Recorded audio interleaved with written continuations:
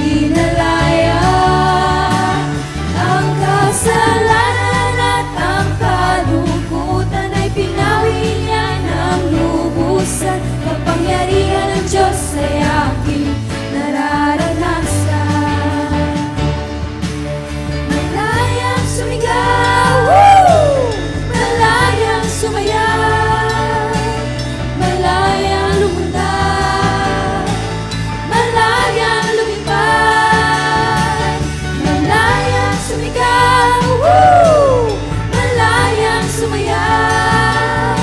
Kapangyarihan ng Diyos ay aking nararanasan. Malayang sumigaw, malayang sumayaw, malayang lumundag, malayang lumipad, malayang sumigaw, malayang sumayaw. Kapangyarihan ng Diyos ay aking nararanasan. Ang Diyos sa buhay ko'y gumawa, naranasan ang kanyang himala. Sa sakit at karamdaman ako'y pinalaya. Ang kasalanan at ang kalungkutan ay pinawi niya ng lubusan. Kapangyarihan ng Diyos ay aking nararanasan. Kapangyarihan ng Diyos ay aking nararanasan. Kapangyarihan ng Diyos ay aking nararanasan.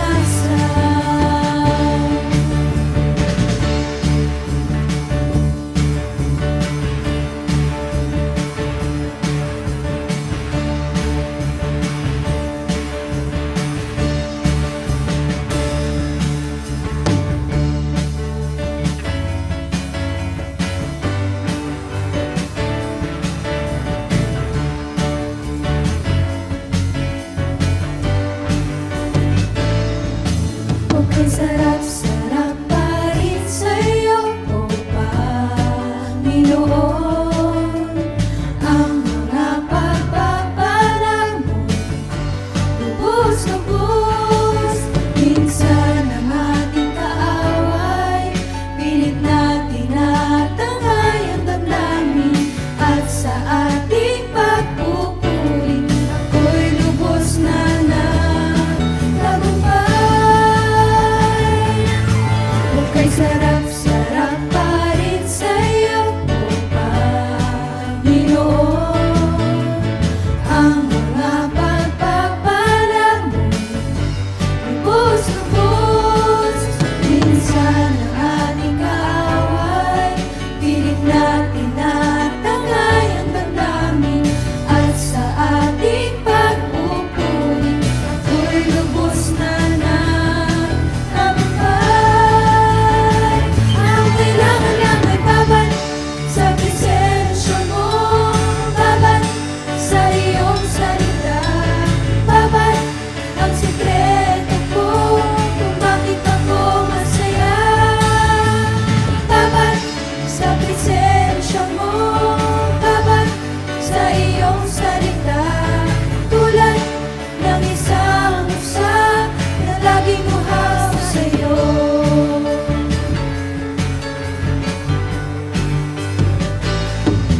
Buka'y sarap-sarap pa rin sa'yo, O Panginoon.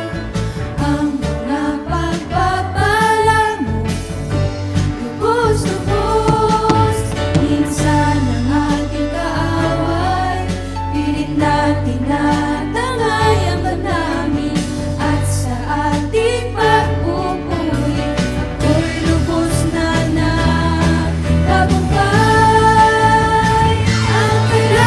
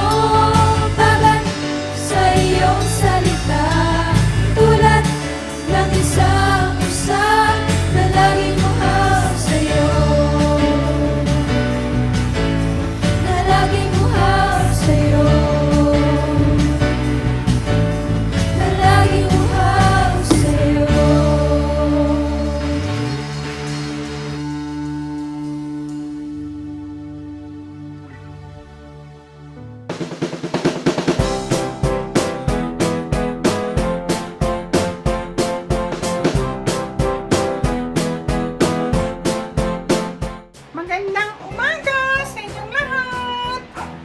Bago tayo mag-umpisa, may gusto kong ipakilala sa inyong bago nating makakasama tuwing linggo.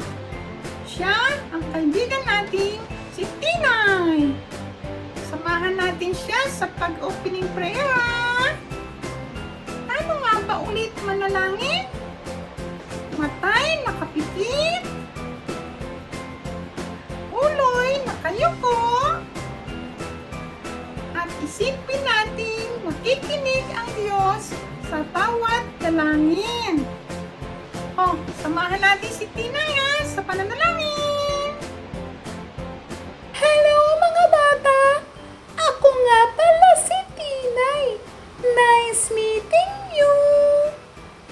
Pwede ko ba kayong yayain manalangin? Ipikit natin ang ating mga mata at tayo po ay tumungo. Lord, salamat po! Salamat po sa araw na ito. At higit sa lahat, salamat po dahil sa kabila ng pandemyang nararanasan namin ngayon ay hindi po ninyo kami pinababayaan at patuloy po ninyo kaming iniingatan. Dalangin ko po na ang mga batang ito kasama ng kanilang mga pamilya ay patuloy na maranasan ang biyaya at proteksyon ninyo.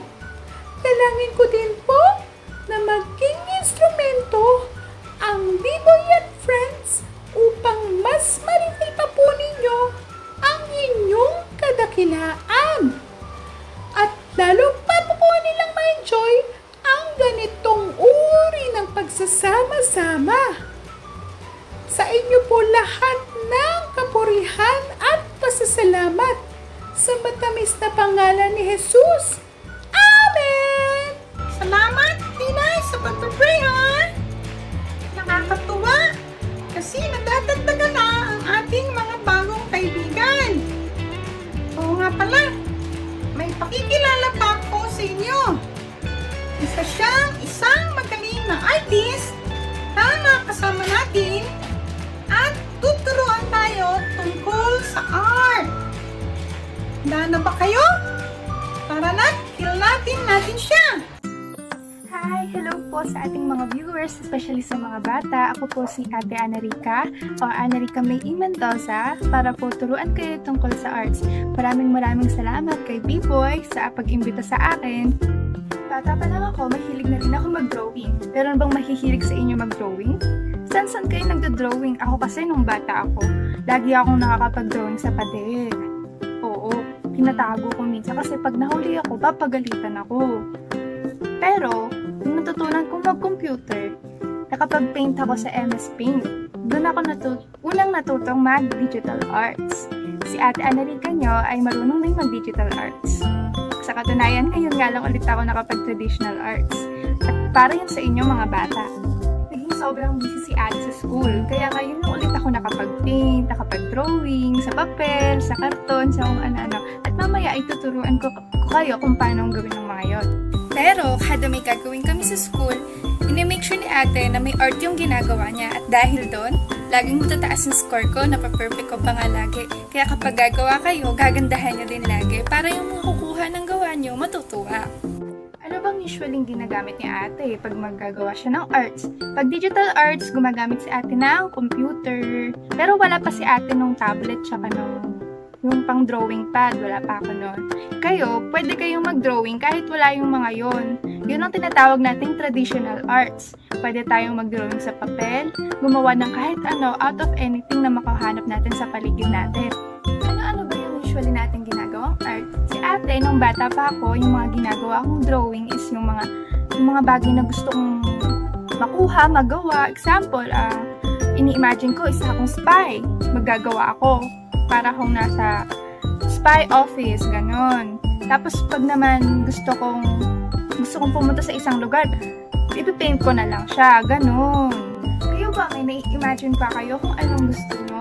Yung mga nai-imagine nyo kahit pagkain, gusto nyong maging paglaki nyo, Yung mga gusto niyo makita, pwede niyo yung i-drawing. At ako, marami rin akong mga na-imagine. At gustong-gusto ko lagi yung ginagawa, dino-drawing, para nakikita ko siya. Di ba maganda kapag nakikita natin? Kaya, para magawa natin yun ng maganda, maayos, ipapakita ko sa inyo. At, patuloy lang kayong manonood ng Sundays with B-Boy. Ayan, na-secure na natin ang ating papel. May hawak si ating lapis pero hindi yan ang gagamitin natin. Si ate ay gagamit ng whiteboard marker para makita nyo.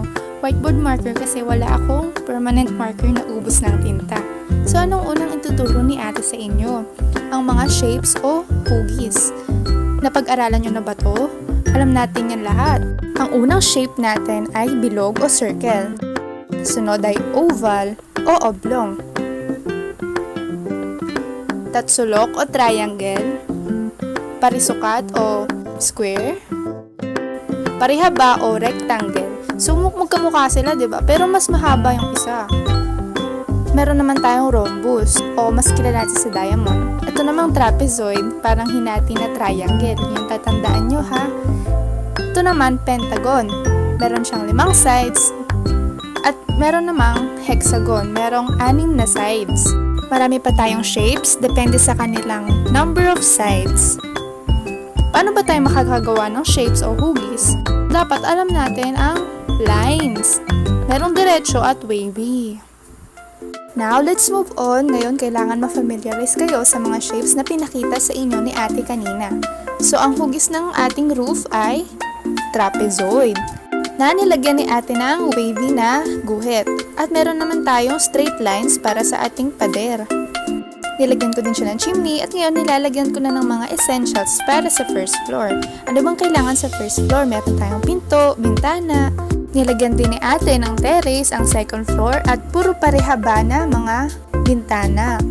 Ayan, nilagyan ni ate ng malaking bintana sa second floor, pati na rin sa third floor. Isang parehaba at isang malaking bilog na bintana. Sa mahabang bintana, pwede nyo isulat ang pangalan ninyo. At sa bilog naman, pwede nyo ilagay ang picture ninyo. Pero, dinrawingan na lang ni ate. Ayan. Mahilig din ako mag-drawing ng dream house nung bata pa ako. Oh, ayan. From first floor to third floor. Sunod naman ay tuturuan ko kayo paano maghalo ng kulay. Nagsisimula ito sa primary colors. Alam nyo ba yon? Pula, dilaw, at saka asul. In English, red, yellow, and blue. So ayan, nakikita nyo, naghahalo si ate. In-spread muna ni ate. Red plus yellow equals orange. Blue plus yellow equals green. Dapat sa paghahalo ng kulay, alam natin ang sukat o ating tatansyahin ang dami ng isang kulay o parehong kulay para maging maayos ang resulta nito. Pwede kayong mag-experiment. Makikita nyong bine-blend ni ate ang mga kulay para mas maging maayos ang transition nito. Ayan, nakabuo tayo ng rainbow. May natutunan ba kayo? Kung meron, lagi niyo yung gagawin, lagi niyo siyang ipapractice at lagi niyong hahasain dahil galing to kay Lord. Ang mga talent na ito ay binibigay ng Diyos sa atin.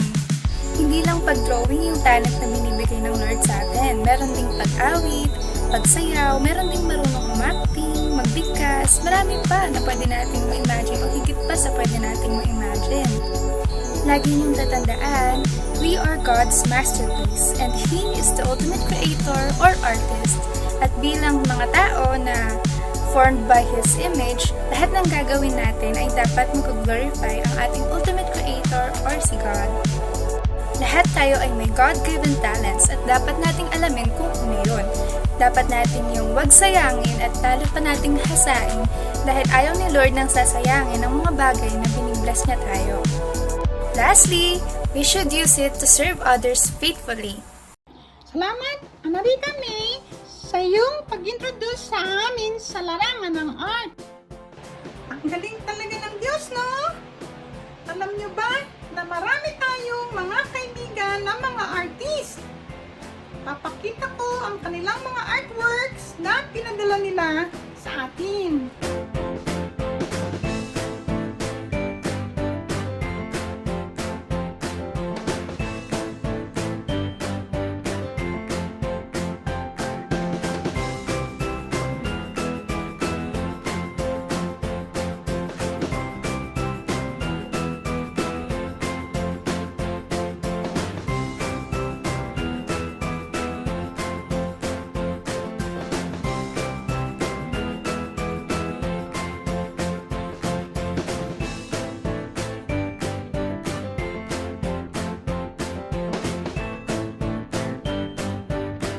O, di ba?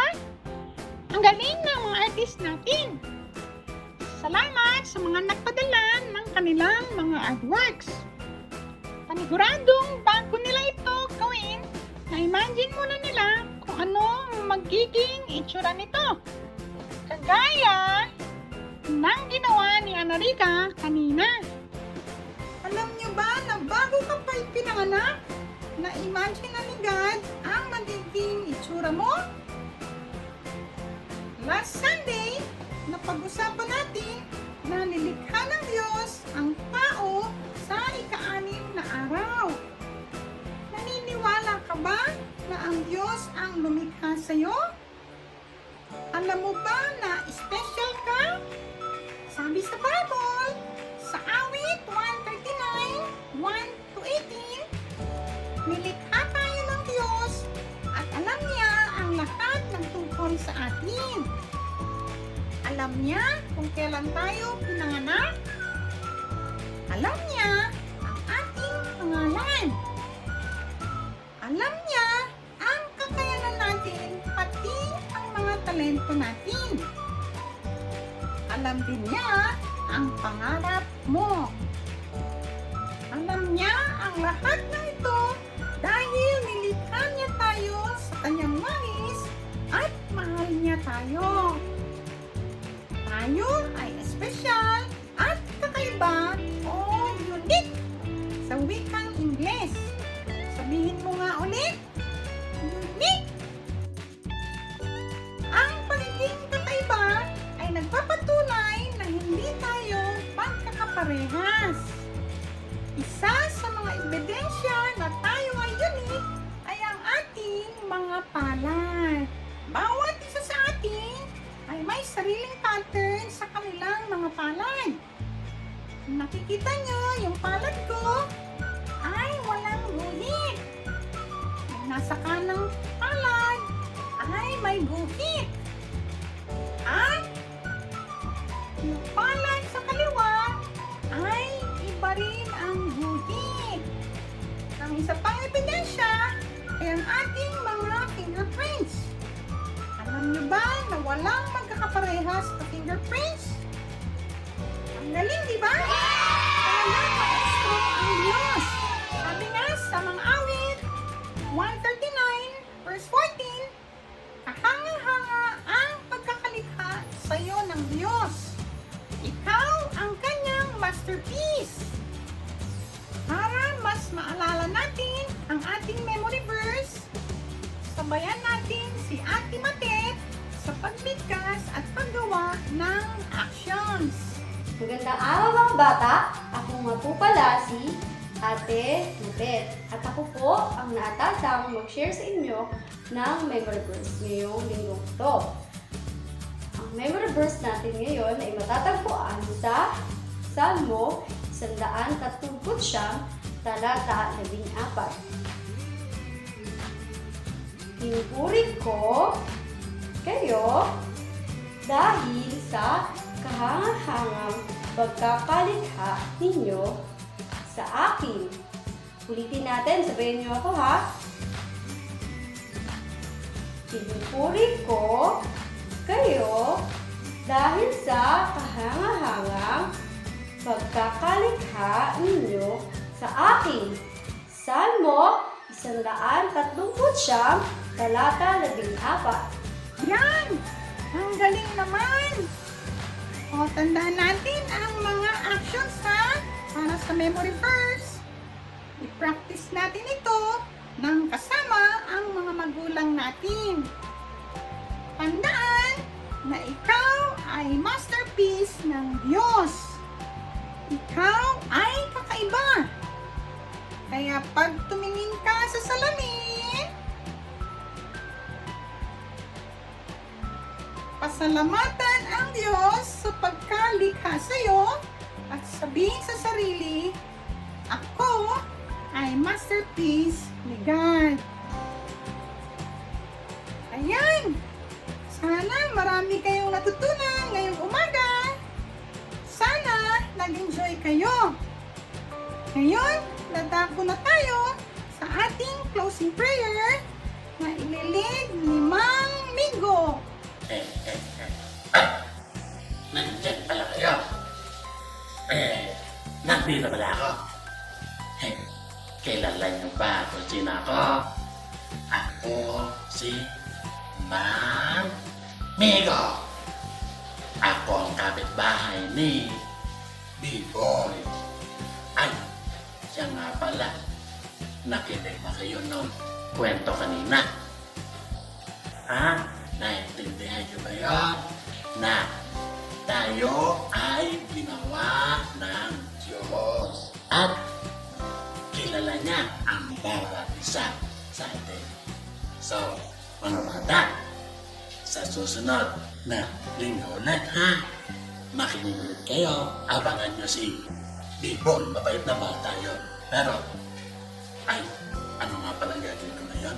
Ako pala, closing prayer. Oh, mga bata, pikit ang mga mata at yumuko. Hintayin ko kung nakapikit kayo, saka nakayuko. Singa ang mga. Oh, hindi. Mag-pray na tayo, ha? Oh, let's pray. Lord, salamat po sa lesson today. Sana po makatulong yon para makilala namin kayo ng gusto at maging mabait na bata kami lahat. At sana po ay sa susunod na pag-aaral namin magkapunta ulit kami at maisama pa namin ang mga kaibigan namin. Lord, ingatan niyo po ang bawat isa sa amin. In Jesus' name, Amen. Oh, mga bata, paalam na. Bye-bye. Bye-bye. Bye-bye. Salamat, Mang Migo, sa paglilid ng prayer. Oh, salamat sa mga nanatili at sumama ngayong linggo. Sa susunod ulit, ha? Dito lang sa Sundays with B-Boy. Paalam!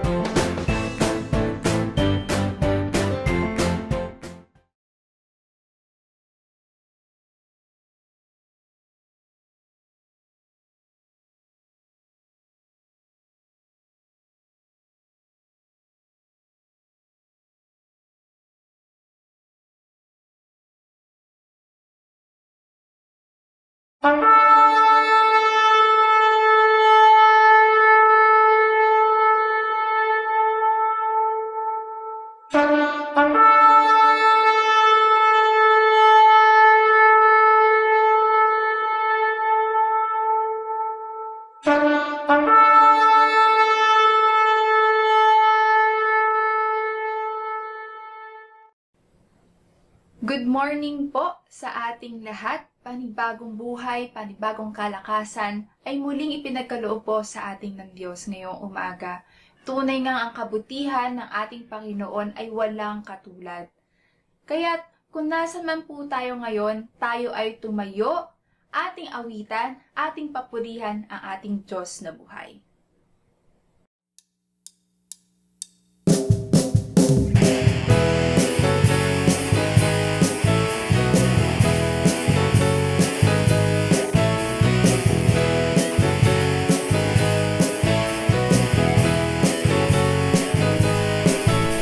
Wala namang ibang katulad mo.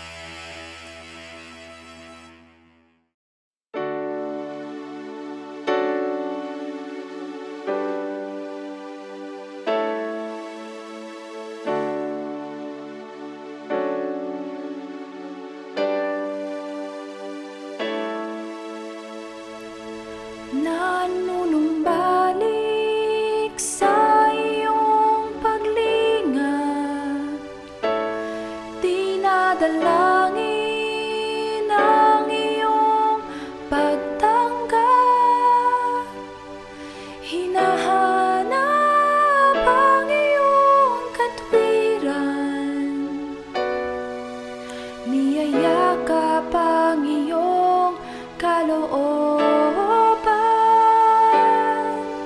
Maghari ka,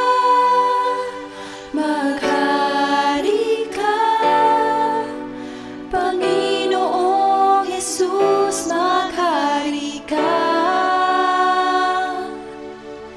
Sa buhay ko, sa puso ko,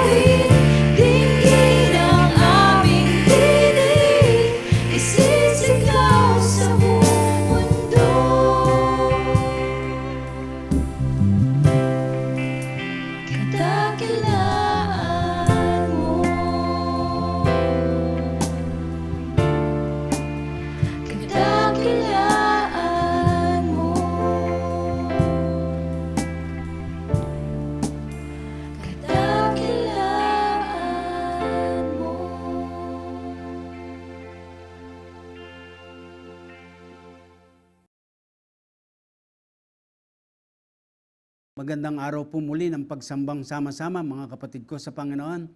At nandyan po ang ating Diyos, inawitan natin siya at ngayon po ay oras ng pagdulog naman natin sa Kanya ng sama-sama. Basahin ko po muna sa atin ang Hebreo, Kabanatang 10, talatang 11 hanggang 22. Wika po, kaya nga mga kapatid, tayo'y malaya nang makapapasok sa dakong kabanal-banalan dahil sa dugo ni Jesus. Binuksan niya para sa atin ang isang bago at buhay na daang naglalagos hanggang sa kabila ng tabing. At ang tabing na ito ay ang kanyang katawan. Tayo ay may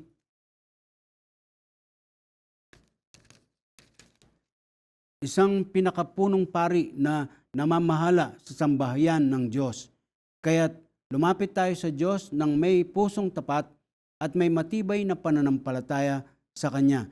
Lumapit tayong may malinis na budi sapagkat nilinis na ang ating mga puso at hinugasan na ng dalisay na tubig ang ating mga katawan. Tayo po'y manalangin. Magandang araw po sa inyo, aming Diyos. Maraming salamat po sa panibago na naman pagkakataong kaloob po ninyo sa amin, individual o pamilya, sa aming kani-kanyang mga kinalalagyan, sama-sama sa diwa at damdamin sa pagsamba sa iyo. Nawa, Panginoon, ikinatuwa po ninyo ang mga pag-aawitan at ngayon nga po pagpapatuloy ng sama-samang pagsamba, may pagdulog sa iyo. At salamat po sa pahayag ng iyong mga salita. Dahil po sa ginawa na ng Panginoong Hesus para sa amin, inalay ang kanyang buhay at ang sabi nga po'y yung banal na dugo niya ay nabubo sa krus ng Kalbaryo, naghugas po ng aming mga kasalanan. At dahil po doon, Panginoon Diyos, kami po ay merong kalakasang loob na dumulog sa iyo sa kabanal-banalang dako. At yun po ang kinaroroonan po ninyo, aming Ama, sa pagdulog po namin ngayon. That in the name of Jesus, by His blood, and even through the Holy Spirit of our God, dumudulog po kami sa iyo, nagpupuri at humihingi. Hindi po lamang basta paghingi, Panginoon Diyos, kundi magpasalamat na po kami, magpuri na po kami as a family upang sa ganon, maging kasiyahan po ng inyong kalooban at patuloy naman namin ma-enjoy ang mga pagpapalang ipinagkakaloob po ninyo sa amin. At bilang pamilya ng Diyos sa Marikina Christian Fellowship, meron pong paghahayag ng pagmamahalan, pagmamalasakitan, pagtutulungan sa iba't ibang mga kalalagayan ng mga pamilya. At pangunahin po sa may ambag namin sa kani-kanyang tahanan at kalalagayan, ang pananalangin. At ngayon nga po, Panginoon, buong lugod na kami po'y naninikluhod po sa inyong harapan, humihingi ng paglalawit ng inyong awa at habag, alang-alang sa mga kapatiran po namin, lalo't doon sa mga humaharap po sa iba-ibang mga karamdaman, pangunahin ng pandemya. Nanalangin po kami para sa pamilya ng mga Galvez. Sa ganun po, Panginoon Diyos, magkabilang kalagayan, ang malapit na pagsisilang ng sanggol, ang patuloy na pagtitiis sa karamdaman ng ating Diyos, at iba pa, Panginoon Diyos. Nanalangin din po kami sa pamilya ng mga Tan, ang mag-asawang Pastor Apollo at Ate Ninette, ang anak nila, si Michael. Merong mga karamdaman sila, iba't iba. Pero kaya niyo pong abutin, Panginoon, ang mga bagay na to at inyo pong iwawaksi sa kanilang mga kalusugang pisikal ang mga karamdamang ito. Ganon din po naman sa mga problema sa ugnayan sa loob ng tahanan. Nananalangin po kami, Ama, ang uli nito, ang pag-aayos po ng ugnayan at panumbalik loob sa inyo, pangunahin sa lahat. Nananalangin po kami, Panginoon Diyos, maging sa iba pang mga sambahayan. Sa isang banda, merong pagpupurit pasalamat sa kanilang mga kaarawan at anibersaryo ng kasal. Sa kabilang banday, nando naman po yung mga pasakit at kahirapan, tinitiis. Lord, kaya po ninyong iharap kami sa mga bagay na to dahil kayo po'y matalino, kayo po'y makapangyarihan, kayo po, Panginoon, ang aming sandigan.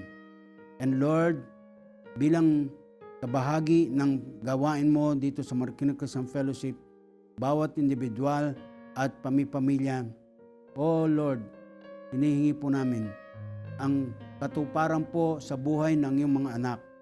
Doon sa sinabi po ninyo sa Mateo, Kabanatang 5, na magningning po, magliwanag ang ilaw mula sa aming Panginoon Diyos upang makita nila ang mabubuting gawa, bunga ng pagkakaugnay sa iyo, at purihin kayo, luwalhatiin kayo. Panginoon, salamat po sa pribilehyo na bigay niyo po sa amin by family. And Lord, sa mga magtatapos sa kanilang mga pag-aaral, sa moving up nila, Panginoon Diyos, lalo na yung mga online na mga pag-aaral, Ama, humihingi po kami ng patuloy na pag-adjust sa kanilang mga anak. Ang mga bagay na minimiti po na magkaroon na ng face-to-face learning, nilalagay po namin to sa inyong mga kamay, Ama. Higit kayo nakaalam.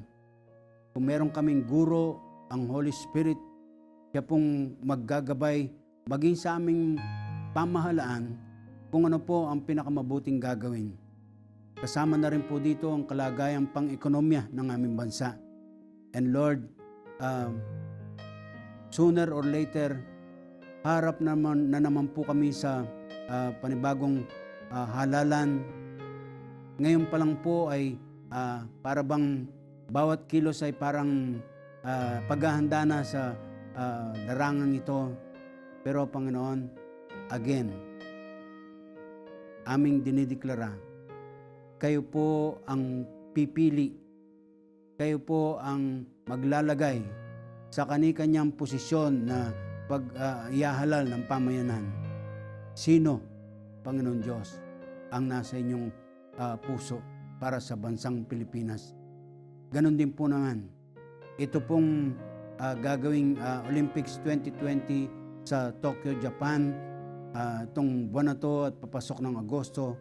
Lord, iligtas mo po sa paglaganap pa ng COVID-19 na to ang ganitong mga pangyayari o events, Panginoon Diyos, sa sanglibutan. At yung pong pagbabakuna sa amin, Panginoon, nananalangin po kami ng patuloy na pagtulong po ninyo para sa tuloy-tuloy na supply ng bakuna. At sa ganun po, Panginoon Diyos, ay sa paghihimok po, Panginoon, sa idudulot na kalagayang pangkalusugan ng bakuna, mapaayon po kami at mapabakuna, Panginoon Diyos, sa proteksyon na rin po namin laban sa COVID-19. At hindi na po kami maging dahilan pa po ng paglaganap nito. Ang pagputok po ng Bulkang Taal, patuloy naming inihingi, Panginoon, ng pagkontrol po ninyo. Kayo po ang Diyos maging ng kalikasan. Nawa po, Panginoon, hindi po makapamahamak mabuti ang bulkang ito at iba pa sa aming bansa. And Lord, maging sa larangan po ng peace and order, o Ama, humihingi po kami na ilawit po ninyo ang inyong kahabagan sa aming mga komunidad at makapawi po, makaibsan, Panginoon Diyos, sa mga kapamakan na animo ay nag-aabang lagi sa kadiliman. Panginoon, inyo pong pagliwanagin ang aming mga kaisipan at aming angkinin ang katotohanan pinapahayag nyo sa inyong mga salita bilang isang pamilya na may banal na pagkilala sa inyo na aming Panginoong Sus at tagapagligtas. Maraming salamat po, O Diyos. Aasa po kami sa mapayapang pagdaan ng mga oras sa maghapong ito at ganun din po naman, Panginoon, sa araw-araw ng aming buhay, sa kani-kanyang mga paggawa sa loob man ng tahanan o kaya po ay sa labas sa paghahanap buhay. O Panginoon, kayo po ang siyang may hawak ng lahat ng ito. Ibangon niyo po ang amin pong bansa maging sa kanyang buhay, ekonomiya. Maraming salamat po. Hawak po niyo ang lahat sa inyong kamay, kaya kayo po ang aming dinudulugan at hinihingi po namin ang lahat ng ito sa tanging pangalan po ng aming Panginoong Hesus. Amen. Good morning! Saan man po kayo naroon ngayon? Sa bahay ninyo? Dito man po kayo sa Marikina? O saan man pong panig ng Pilipinas? Alam ko, pati mga nasa probinsya ay nakiki-worship sa atin ngayon. Kasabay natin nag-worship. And even yung mga nasa ibang bansa, nasa Singapore, Thailand, Australia, Canada, England, hanggang sa US. Alam ko pong meron tayong mga kasama na mula sa mga bansang yan. So, whether through Facebook Live, YouTube, sa FEBC 702 DZAS, whether through radio o dun sa FB page nung FEBC, mga nanonood sa Great Commission TV, GCTV, Channel 185 ng Signal Television. Magandang umaga po sa inyong lahat at kasama namin kayo sa pagsamba sa umagang ito. Request ko po, pray with us. No? Samahan niyo po kami sa panalangin as we intend to have our face-to-face worship by September of this year. Linawin natin this year ng September. And of course, simultaneous pa rin nung ating online service dahil hindi naman po natin kayang i-accommodate lahat. Sa ating po panambahan ngayon, focus po tayo sa salita ng Diyos. Last Sunday, we were challenged. Sabi ng message last Sunday, we must keep silent and listen. So, tahimik lang. Minsan kasi tayo yung maingay, tayo yung magulo eh. No? So, payapain natin yung ating mga sarili, keep silent, and makinig po tayo sa ating Diyos, sa Kanyang salita. Today, ang atin naman pong tema o pag-uusapan is applying God's Word. Yun pong pagsasabuhay, pag-a-apply ng salita ng Diyos. Meron nga pong nagsabi, anonymous, no? Hindi matukoy kung sino talaga yung nagsabi nito. Sabi niya, I am not bothered by the sections of the Bible that I do not understand. I am bothered by what I understand, yet I do not apply. Ikaw ba, kapatid? Ganon din? Na nababother dun sa mga nauunawaan pero hindi pa naisa sa buhay. Application of God's Word is very important. Napakahalaga po nito. At ang atin pong pagbabasihan, ayun pong aklat ni Nehemiah. Babasahin po natin yung chapter 8, verses 1 hanggang 12. Ulitin ko po, Nehemiah chapter 8, verses 1 hanggang 12.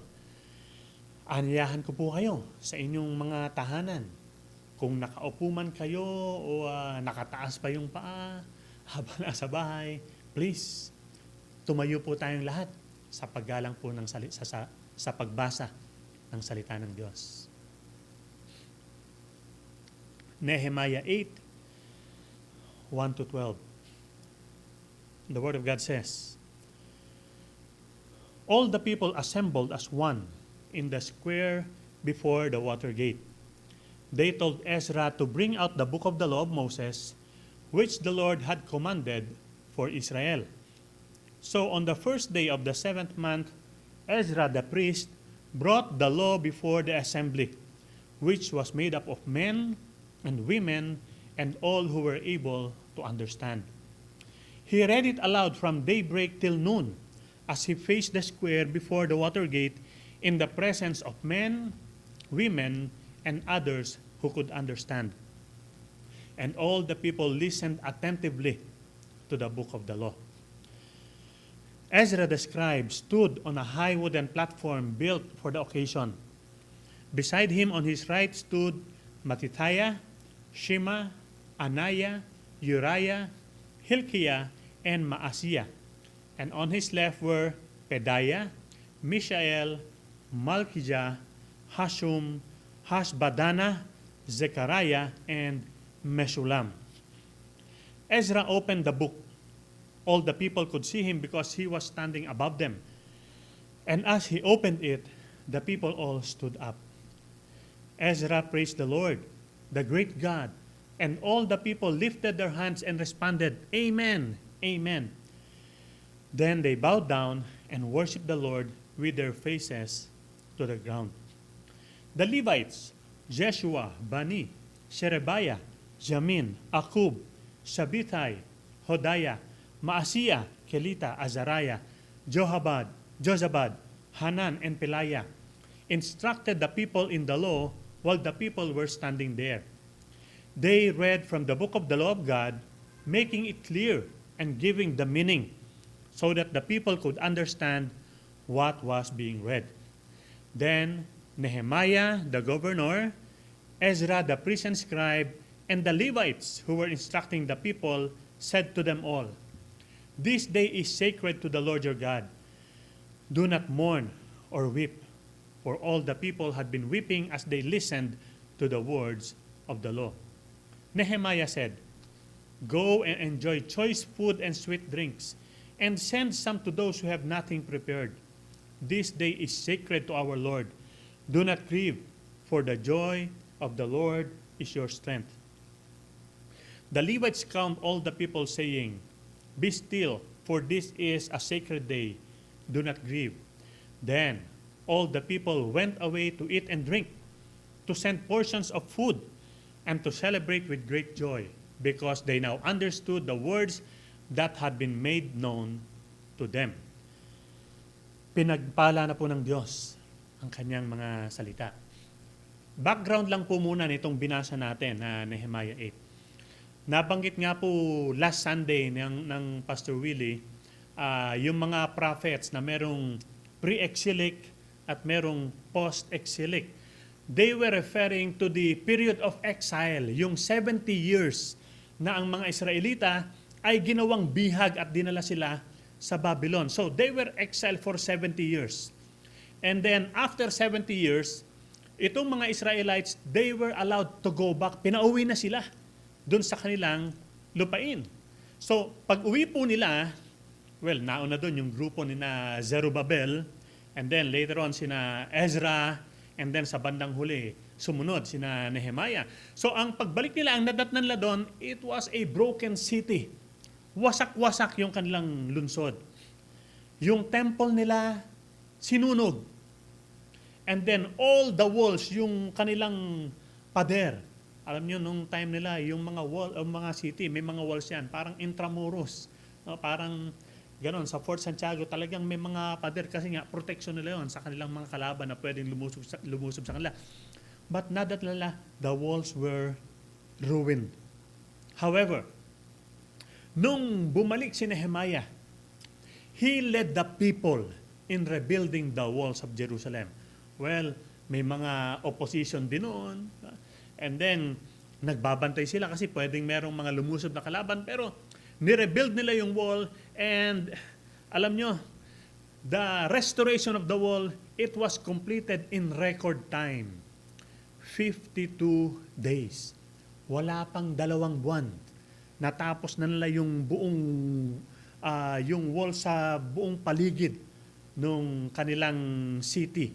At alam po ninyo, nagawa nila yon dahil sa kanilang pagtutulungan. Lahat tumulong, nag-contribute. Lahat sila gumawa. Kumbaga, walang nanood lang o hindi kasali. Yun po sana yung napakagandang idea, napakagandang tingnan. No? Pagka merong gawain, merong ministry, lahat kasali. Lahat ay merong participation. At yun po yung nangyari sa Israel, kaya nabuo nila yung walls in 52 days. So, after the restoration of the wall, and they were settled, no, nasa kanikan lang silang mga tahanan, si Nehemiah, their governor, he called for an assembly. Tinipon yung mga tao. And this is what chapter 8 tells us about. Yun po yung nabasa natin sa chapter 8, yun pong assembly na yon. So, let us take note dun po sa ilang mga mahalagang detalye, dun po sa mga unang mga verses. Una, sa verse 1, sabi ng verse 1, all the people assembled as one man in the square before the water gate. They told Ezra to bring out the book of the law of Moses, which the Lord had commanded for Israel. So, ilang detalye po ron. Una, noong pong panahon nila, the copies of the scriptures were rare. Yung Bible, napakabihira.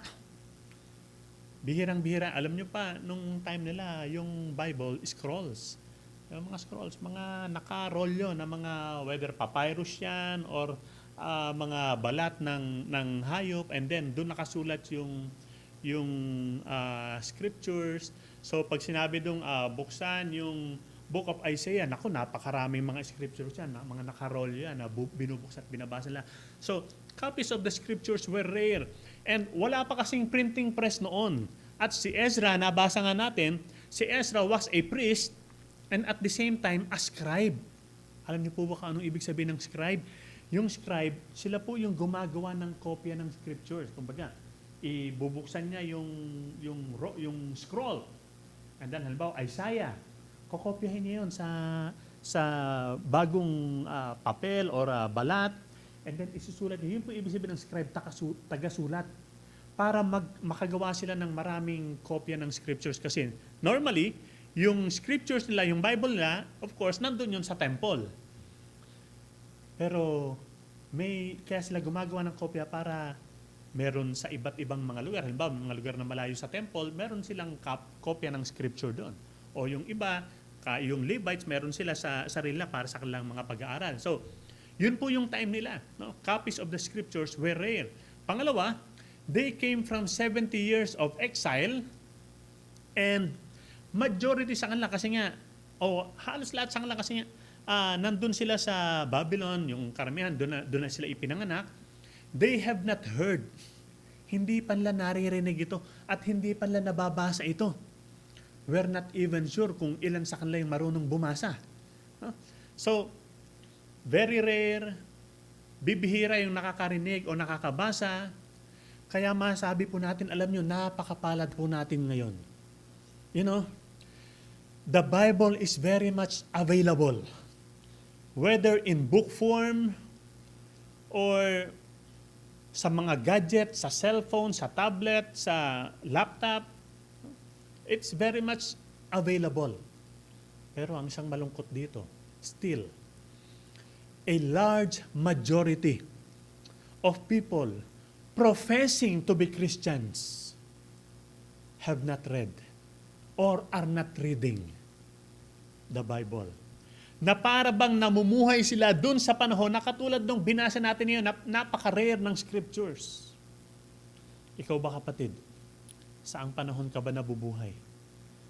Sa panahon na very rare yung Bible o sa panahon na itong Bible ay readily available?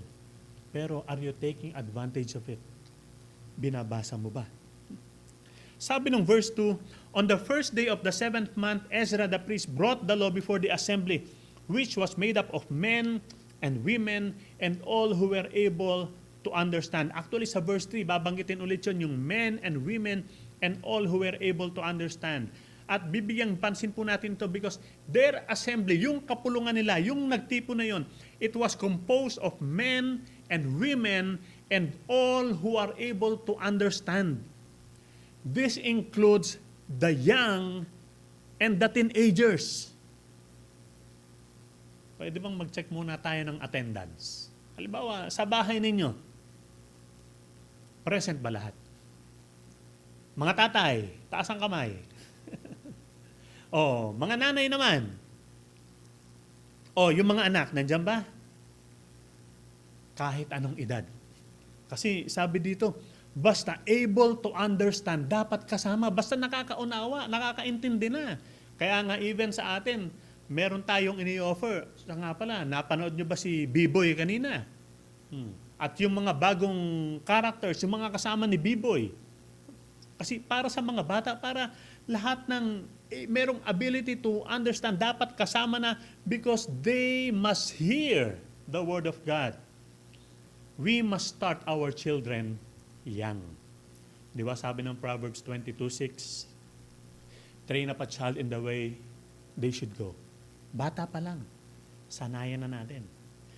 And then sabi ng verse 5, Ezra opened the book All the people could see him because he was standing above them, and as he opened it, the people all stood up. Aba, nagtayuan sila. Kaya napansin nyo kanina nung basahin natin, pinatayo ko rin po kayo. Alam nyo kasi yung standing up, and pati na rin doon sa susunod na verse, yung bowing down. Yun po yung mga acts of reverence. Pagbibigay galang. This is why we normally ask you to stand up as we read the scriptures. But alam nyo, well, it's not about the act of standing up. Actually, kung babasahin nga natin yung kanila mula nung basahin at yung kabuuan nung kanilang pagtitipon na yun, nakatayo sila no? So, it's not the act of standing up. We can stand during the whole worship time, the whole sermon. But, if we do not have the heart that honors God and honors God's word, then it's useless. The principle here is to honor the word of God. And sometimes, yung mga external actions, katulad ng pagtayo, pagluhod, pagyuko, yung mga external actions na yun, ay makakatulong sa atin to express the internal condition of our hearts. But ultimately, God is worthy of our honor, and we are called to express our worship kung papaanong yun ay ipinahahayag sa Biblia in biblical ways. So, going back to our theme, applying God's Word. To apply God's Word, there are three things, tatlong bagay po, na mahalaga. At yun po yung bibigyang pansin po natin. Una, to apply God's Word, we must read or we must listen to. We must listen to God's Word attentively. Sabi ng verse 3, basahin natin ulit, sabi, he read it aloud from daybreak till noon, as he faced the square before the water gate in the presence of men, women, and others who could understand. And all the people listened attentively to the book of the law. So, as mentioned earlier, during their time, the scriptures are not available in every home. Wala yun sa kanilang mga bahay. Ngayon, sa mga bahay, normally, meron tayong Bible, lalo na, o meron tayong Bible, even sa mga gadgets natin. So, they have to gather together to hear it being read para mapakinggan nila. Kailangan lang magtipon-tipon. At mababasa natin doon, sabi, from daybreak till noon. Nagigets niyo yan? From daybreak, mula pagsikat ng araw, hanggang tanghaling tapat. Siguro isipin natin, mula alas 6 ng umaga hanggang alas 12. 6 na oras. Nakatayo sila, nakikinig, at sabi ng verse 3, they listened attentively from daybreak till noon. Ikaw ba, kapatid? O tayo ba? How long is the time that we are spending in the Word of God? Sa personal, sa pang-araw-araw. Are you having a personal devotion, even just a few minutes for every day? O baka madalas nahahabaan na tayo. Linggo na nga lang nahahabaan pa tayo pagka lumagpas ng 30 minutes yung message. So sila, from daybreak till noon. At sabi, they listened attentively, and all the people listened attentively to the book of the law. They listened attentively, talagang focus na focus sila. O tayo ngayon, nasa mga bahay-bahay tayo kasi nga online worship.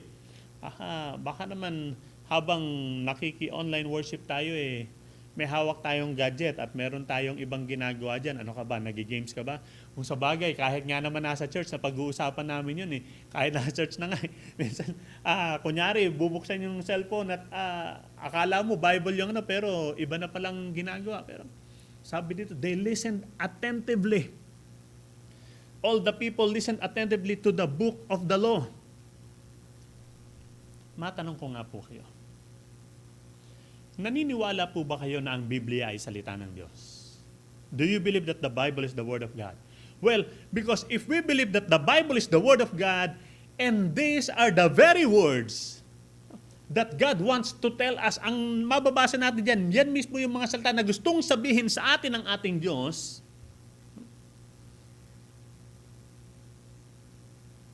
meron ba tayong ginagawang sapat o tamang pagtingin sa salita ng Diyos? Kasi kung totoong naniniwala tayong Biblia, salita ng Diyos, at dyan nangungusap ang Diyos sa atin, then we will spend time to read it. We will listen attentively so that we would know what God is saying. It is ironic that people, a lot of people who profess that they are Christians and that they believe that the Bible is God's Word, yet they do not treat the Bible as it should be. Hindi ganon yung treatment. Ni hindi binibigyang panahon. Ni hindi binibigyang pansin. Maraming mga bagay yung tinuturing na mas mahalaga pa kaysa sa salita ng Diyos. Alam nyo, down through the history of Christianity, God's people are going through episodes where His Word is being neglected. Nineneglect ang salita ng Diyos. Hindi pinapansin. Iniitsapwera.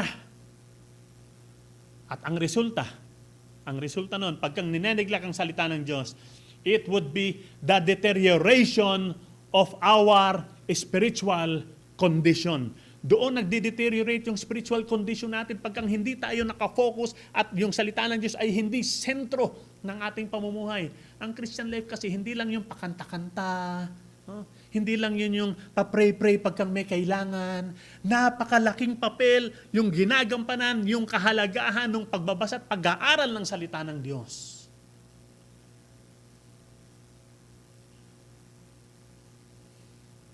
Ano ngayon yung nagiging resulta pagkang nag-deteriorate yung spiritual condition because of the neglect of the Word of God? Children are growing in the church. Adults are growing old. But they are not growing in their intimate knowledge of the Lord. Alam nyo, nakakatuwa. Yun nga, isang namimiss natin, yung pagkang ating worship. Diba? Sa prayer time, tinatawag pa natin yung mga bata, pinapanalangin natin dito. Nakakatuwa, marami dyan, mula mga sanggol, hanggang sa yung mga maliliit, mga nag-aaral pa. And then, paunti-unti, nakikita natin, kasi ang madalas panawagan ng pastor doon, basta below 18, dapat umaakyat pa, bata pa, dahil pinagpipray pa. And then, paunti-unti, di ba? Merong mga bata na sabi nila, 18 na ako, hindi na ako kasama dyan sa akyat na ipanagpipray. So, children children are growing in the church. Nagsisilakihan sila sa church. Pero ito yung tanong. Are they growing in their intimate knowledge of the Lord? Pero kung hindi talaga, kung wala yung salita ng Diyos, if they are not founded, they are not reading the Word of God, they are not studying it, they are not knowing it, they will just grow without growing in the intimate knowledge of the Lord. Adults are growing old, nagsisitanda tayo. Tanggapin na po natin yun, tumatanda tayo. Minsan minsan ang sinasabi natin, palatandaan lang ng pagtanda pagkang meron ng mga nararamdaman, ng mga sakit-sakit. Tulad ko, galing sa check-up. Pagka may mga nararamdaman na, tumatanda na. Pero kasama ba dun sa pagtanda? Are you growing in the intimate knowledge of the Lord? Lumalalim ka ba sa iyong kaugnayan sa Panginoon dahil nababasa mo at nakikilala mo siya mula sa kanyang mga salita? Result, professing Christians, nagsasabing sila'y mananampalatayang Kristiyano, yet living in sin. Punong-puno ng bisyo, immorality, premarital sex, extramarital affair, homosexuality, Christian daw.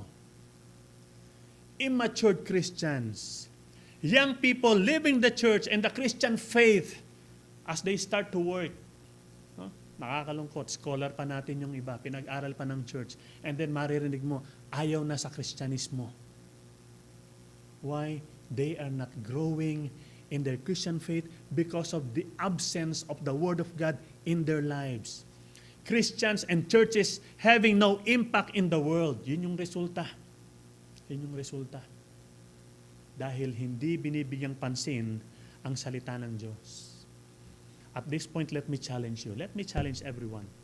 For our own good, para sa ating ikabubuti. Let us read the Bible to know what God is telling us.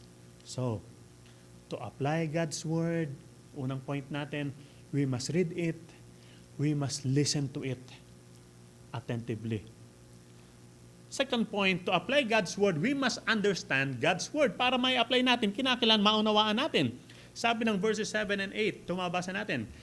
The Levites, Jeshua, Bani, Sherebiah, Jamin, Akub, Shavithai, Hodaya, Maasiyah, Kelita, Azariah, Johabad, Hanan, and Pelaiah. They instructed the people in the law while the people were standing there. They read from the book of the law of God, making it clear and giving the meaning so that the people could understand what was being read. So here we could see yung mga Levites, tinutulungan la si Ezra sa kanyang pagpapaliwanag ng salita ng Diyos. Sabi ng verse 8, making it clear and giving the meaning so people could understand what was being read. So ipinapaliwanag nila, kinakailangan maintindihan nila. Bakit kinakailangan lang gawin yan? Una, well, the original scriptures, it was written in Hebrew. Sa salitang Hebreo. Ito pong mga exile galing sa Babylon, they learned the Babylonian and Assyrian language. Kumbaga, hindi sila ganun kalalim dun sa kanilang original Hebrew language, so it has to be explained to them. But it was not just the language. Hindi lang yung language. They also explained the context of the verse. Yung konteksto. At alam po ninyo yung ginagawa natin, yung madalas, actually, nakakatawa naman kasi kami pong mga preachers dito sa Marikina Christian Fellowship, napakahilig po namin sa expository preaching. Expository. At anong ibig sabihin ng expository? We are getting the meaning of the verse. We are not putting meaning into it. Magkaiba po kasi yun eh. At maraming mga preachers, yung kabaliktaran ng ginagawa, they are putting meaning, nilalagyan ng meaning yung verse. Kami po sa exposition, sa expository, ang ginagawa namin, kinukuha namin yung meaning at yun yung ine-explain namin. Because we believe doon natin nakukuha yung accurate na ibig sabihin ng salita ng Diyos. Lots of false doctrines, yung mga maling paniniwala, are results of putting meaning into the verse instead of knowing the original meaning. Knowing the context. It means, pagka po kami nangaral, when we preach, we are explaining what the Bible meant to the original audience, dun sa original na mga kausap ni Ezra at Nehemiah, in its original context, and we seek ways on how we may apply them in our modern times. And we have to be very careful in this to make sure that we are saying, what we are saying is an accurate interpretation of God's holy word and not just our opinions. Kasi minsan yung iba merong gustong sabihin yung opinion lang and then hahanap sila ng verse para mag-match dun sa kanilang opinion. What people need to hear is God's word and not the preacher's opinions. But it is not enough to merely hear God's word and understand it. People must respond to it. So ito yung third point natin. To apply God's word, we must respond to God's word with repentance and obedience. Basahin natin sa mga sumusunod na verses mula verse 9. Then Nehemiah the governor, Ezra the priest and scribe, and the Levites who were instructing the people said to them all, "This day is sacred to the Lord your God. Do not mourn or weep, for all the people had been weeping as they listened to the words of the law." Nehemiah said, "Go and enjoy choice food and sweet drinks, and send some to those who have nothing prepared. This day is sacred to our Lord. Do not grieve, for the joy of the Lord is your strength. The Levites calmed all the people, saying, Be still, for this is a sacred day. Do not grieve. Then all the people went away to eat and drink, to send portions of food, and to celebrate with great joy, because they now understood the words that had been made known to them. Last Sunday, nabanggit po ng Pastor Willie that every message proclaimed behind this pulpit calls for a response. Papaano po nag-respond yung mga Israelites doon sa salita ng Diyos na binasa kanila ni Ezra at ipinaliwanag ng mga Levites? They responded una by repentance. By repentance. Asan yung repentance na yun? Makikita ba natin yun? Well, it is in their crying, in their weeping. Sabi nung verse 9, all the people had been weeping as they listened to the words of the law. Because in these verses, dun po sa nabasa nila, the people of God, in hearing God's word, they are made aware of their sins. Naging aware sila, nalaman nila yung na sila pala yung makasalanan, at nakita nila na sa kabila ng kanilang mga kasalanan, yung faithfulness ng Diyos na ibinalik sila mula sa exile. The people na-realize nila na kaya pala sila naging exile dun sa Babylon. Yun pala ay resulta. No? The reason why they were in exile is because of their sins. And the reason kung bakit sila nagpagod para itayo muli yung kanilang syudad, yung mga walls, it is result of their disobedience. And in seeing their sin, nung makita nila yung kasalanan nila, nakita nila that the only thing that they can do as God's people, as they were convicted of their sins, is to repent. To repent. Ano yung repentance? Repentance is a change in mind that leads to a change in life. Ulitin ko po, repentance is a change in mind that leads to a change in life. Kung pinagsisisihan mo itong bagay na ito, naisip mo na hindi ito tama, then susunod yung iyong pamumuhay. Repentance happens as we confess our sins to God. And we agree with Him that it is wrong and it is not good for us. And then we turn from it. In other words, ibang salita, yung totoong pagsisisi, hindi ito yung sasabihin mo, Lord, alam kong mali ito, pero gagawin ko pa rin kasi patatawarin mo naman ako eh. That's not repentance. O kaya, Lord, alam kong mali ito, pero pagbigyan mo na ako. Ito na lang naman yung hilig ko. Ito na lang naman. Pagbigyan mo na. Yung totoong pagsisisi, katulad nung nabasa natin sa verse, it is accompanied with weeping and sorrow because God's people are sorry for their sins, for the sin itself, and not just for the effects of sin. So, nakita niyo yung epekto, yung response nila, yung bunga.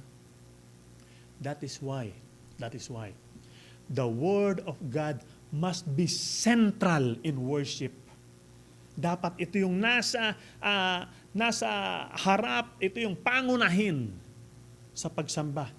Because without the Word of God revealing to us who God is and what He wants, we cannot respond correctly to Him. And ang number one response na palagi ang hinahanap sa bawat isang makikinig ng salita ng Diyos is repentance, change of mind, change of life.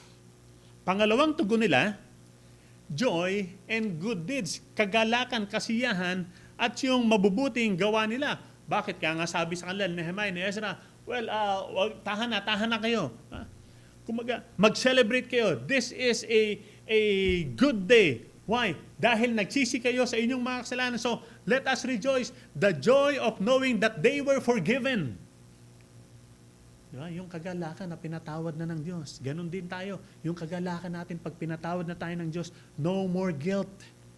because we have been forgiven. And since we have been forgiven, there's now no more condemnation.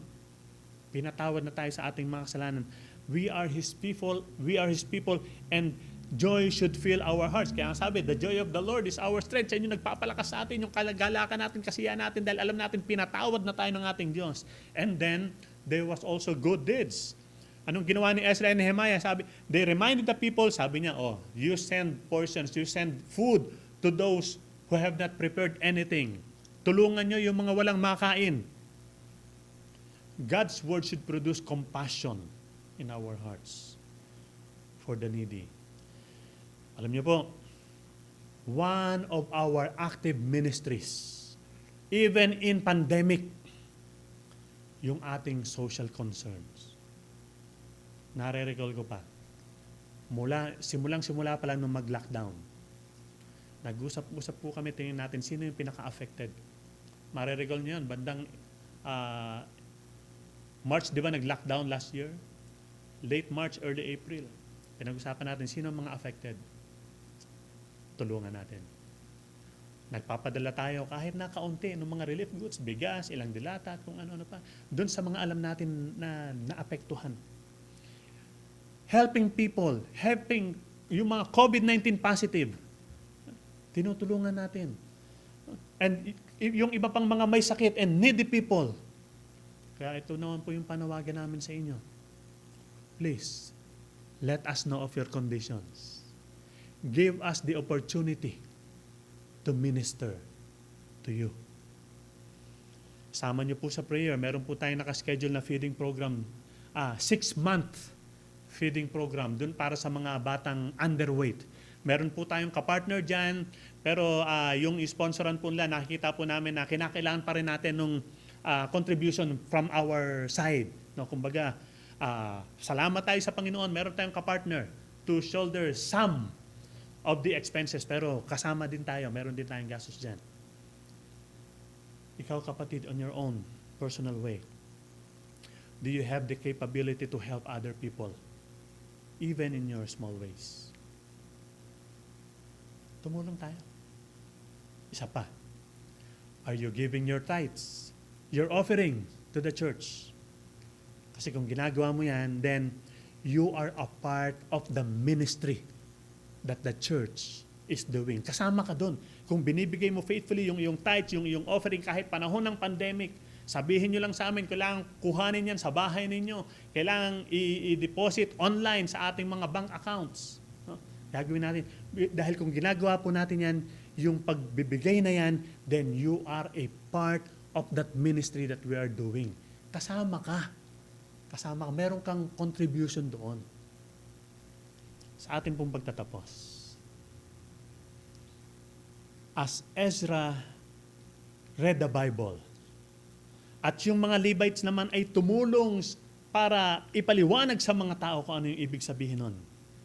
Yung mga tao, they were convicted of their sins. They repented.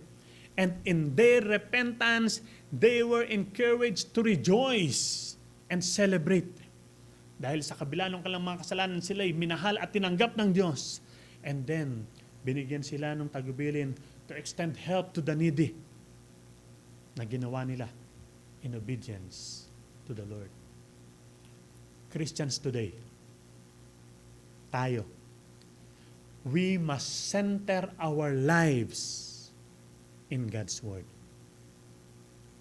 so that may a-apply, may pamumuhay po natin yon.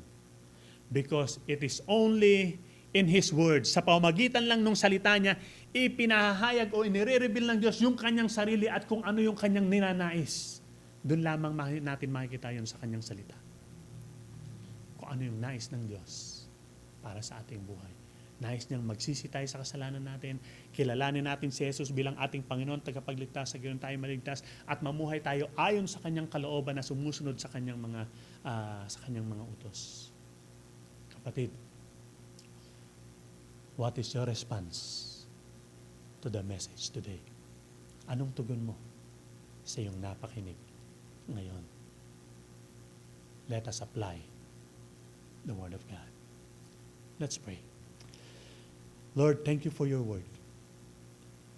Salamat, Panginoon, dahil inihahayag mo sa amin kung sino ka, kung anong gusto mo sa pamagitan ng iyong mga salita. Panginoon, dalangin namin na mangusap ng gusto sa amin ng mga salita mo. At mabigyan namin to ng tamang paggalang, tamang respeto, tamang pagpapahalaga. Basahin namin, unawain namin, at isabuhay namin kung ano yung sinasabi mo. Panginoon, gabayan niyo po kami ng inyong banal na spirito. Sa gayon, magagawa namin kung ano yung dapat namin gawin bilang tugon sa inyong mga salita. Maraming salamat, Panginoon, sa opportunity to listen to you and to worship you.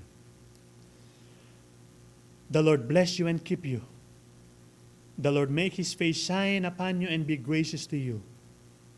The Lord turn His face towards you and give you peace. In the name of the Father, and of the Son, and of the Holy Spirit. Amen.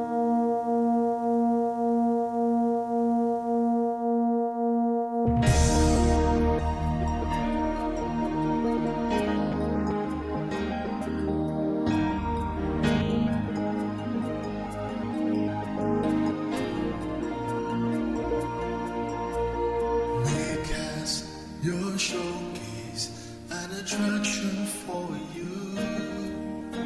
Then others may see who you really are, and what you can do. And once they know you, they will love and serve you. God, oh God, bless the world through MCM as we gather to grow and scatter to sow. Your kingdom be established in our hearts and in our home. God, yes, dear God, bless the world through our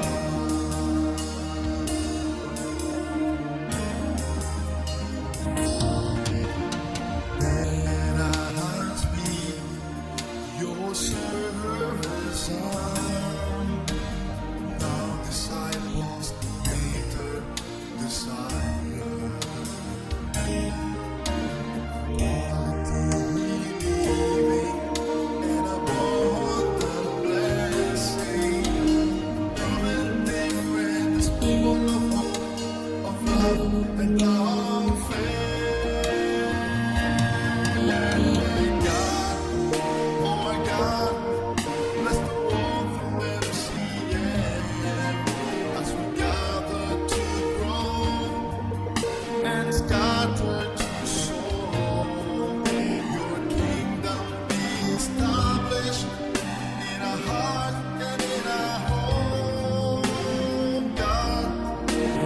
God, bless the world through we wanna be a sharing partner. Going places, meeting people, showing them your life and salvation, telling them Christ. We celebrate life.